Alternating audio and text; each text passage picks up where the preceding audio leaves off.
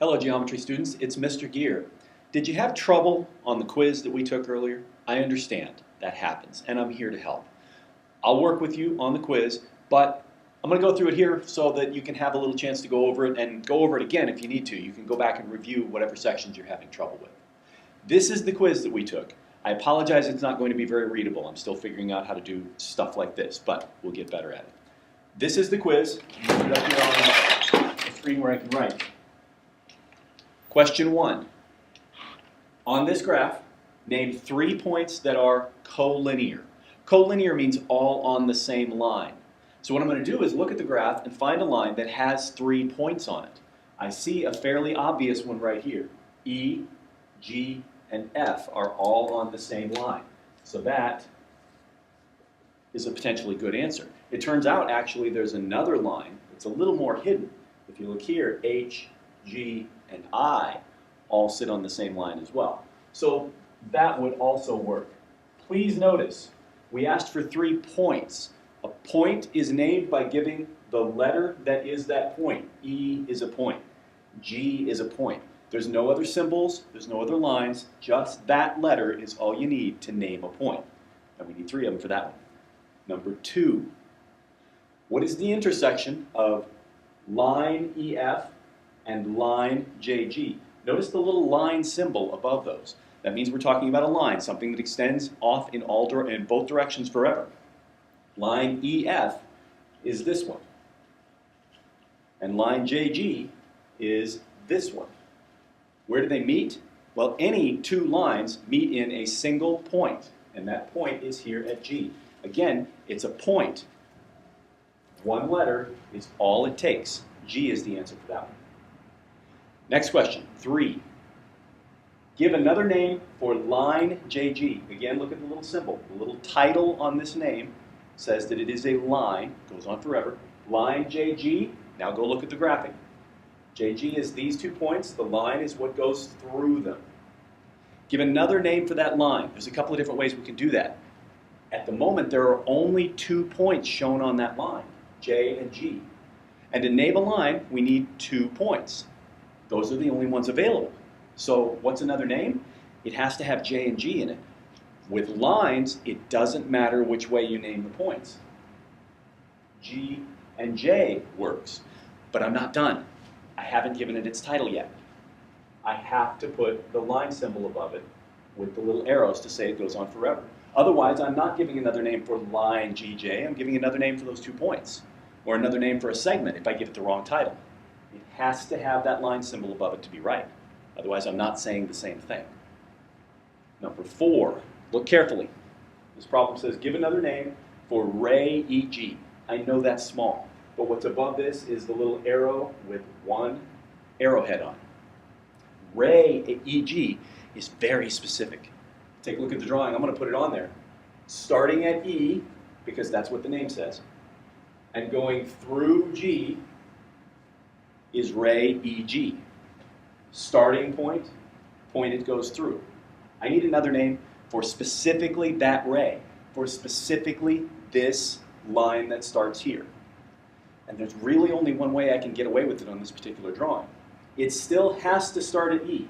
My answer has to have an E to begin with. But ray EG also goes through F. So I can get away with calling this ray EF. But remember, it's not actually named until I give it its title. It has to have the ray symbol above it.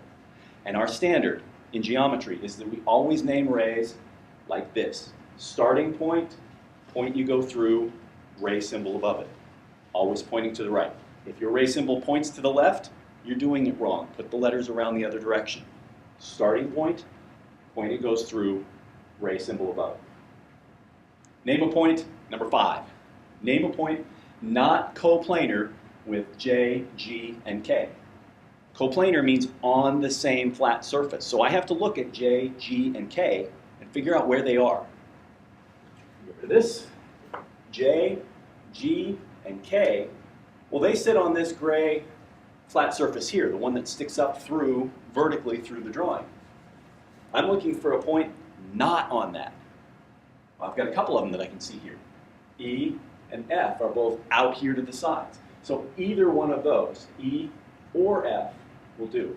I had several people give me H or I, but if you look carefully, H and I are still on and touching that gray shape that's going straight up through the top, vertically through the drawing. They won't count. They are, in fact, coplanar with J, G, and K. Name a pair of opposite rays. I'm going to start with the format here. A ray is named with that title above it, an arrow pointing one direction. Okay? The question is, what letters am I going to put there? I need a pair of opposite rays, a pair of them, which means two. I had a surprising number of people give me one answer. A pair is going to be two answers. So I need two rays that go opposite directions. And part of the definition of opposite rays is that they start in the same place. There's only one place on this drawing I see that happen. Starting at G and going out towards F is one ray, and starting at G and going the opposite direction through E is another ray. So starting point is G in both cases. And the question is, which point does that line go through? The first one goes through F, the second one goes through E. Two answers, a pair. Rays, both of them with their proper title.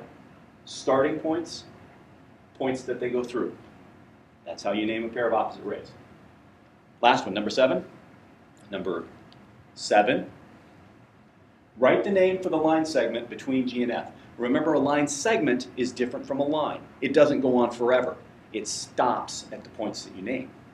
So if I look at this drawing and find G and F, that line segment is this space right through here, but stopping at G and at F. It's easy enough to name a line. All I need is 2 points, right? G, F. But you're not done. You're not done naming a line or a line segment or a ray until you put its title on it.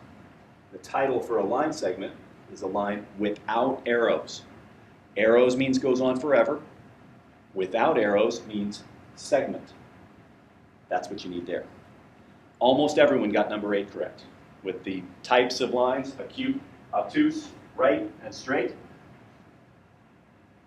Almost everyone got number 10 correct, which made me very happy, because creating relationships like that is what we do in this class hundreds, if not thousands of times between now and the end of the year.